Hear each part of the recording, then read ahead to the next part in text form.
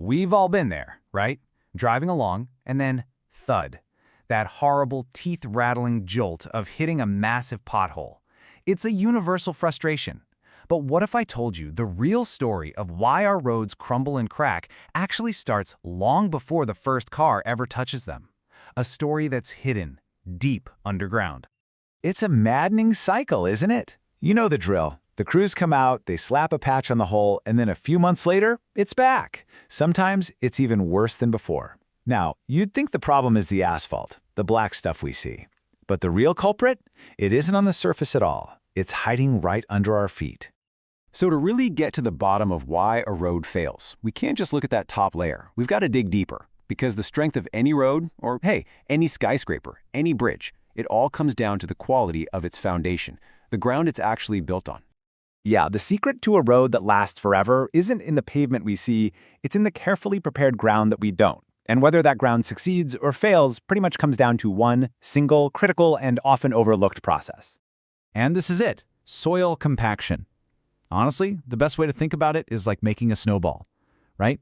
You take all that loose, fluffy snow and you squeeze it, press it together, forcing out all the air until you have a dense, solid ball. That's exactly what road construction does, just with heavy machinery, pressing the soil particles tight to create a solid, stable base for the road. And the difference this makes is, well, it's staggering. Loose, uncompacted soil is basically like a big sponge. It soaks up water, it moves around under pressure, it's just an unstable mess. But when you compact it correctly, that soil becomes a dense, incredibly stable platform that sheds water instead of absorbing it. This one thing is the entire reason some roads last for decades, while others start to fall apart in just a few years. So, what happens when that foundation isn't rock solid? Well, it doesn't just create one little problem. It kicks off a disastrous chain reaction that's basically guaranteed to destroy the road from the inside out. It all starts with those weak spots left behind by bad compaction. Over time, just the massive weight of the pavement itself causes the ground to settle unevenly.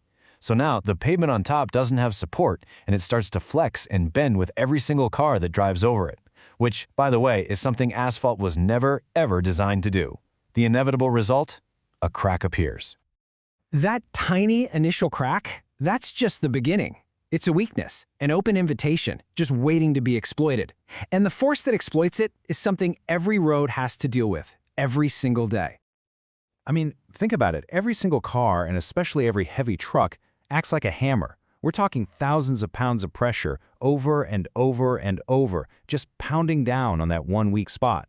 That constant beating is what widens the crack, pulverizes the asphalt, and carves out the pothole we all know and hate. But here's the thing. This isn't inevitable, not at all. Roads failing is the result of a flawed process, not some fact of life. Building a road that lasts for decades is absolutely possible. It all comes down to building that foundation perfectly, right from the very start. And building a strong foundation is a real science. It's not just guesswork. It's about using the right kind of equipment for the specific type of soil you're working with. It's about applying that pressure in thin, systematic layers. You even have to control the soil's moisture. If it's too wet or too dry, you're just not going to get the maximum density you need for a solid base. And you absolutely cannot just guess that you've done it right.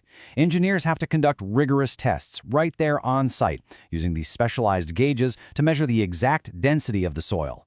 This isn't about hoping for the best, it's about verifying with cold, hard data that the foundation is up to code before you even think about laying down a single inch of pavement. Now, all this extra care, all this science, it might sound like a costly delay. But the truth is, investing in a proper foundation up front gives you this enormous long-term payoff.